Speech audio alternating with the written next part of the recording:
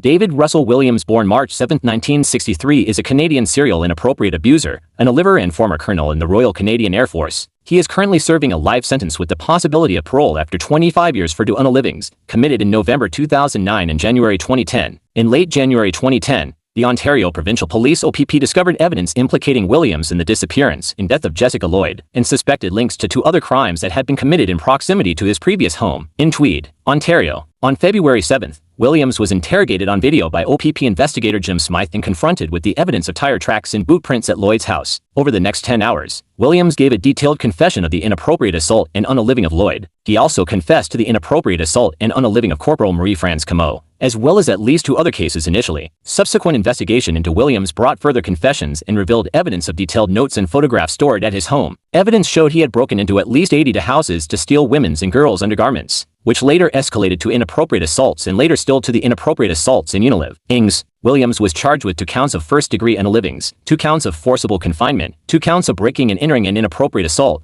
Another 80 charges relating to breaking and entering were later added. On October 21, 2010, Williams was sentenced to life sentences for first-degree unaliving, to 10-year sentences for other inappropriate assaults, to 10-year sentences for forcible confinement, and 80 to 1-year sentences for breaking and entering, all to be served concurrently. The life sentences mean Williams will serve a minimum of 25 years before parole eligibility, because he was convicted of multiple unalivings.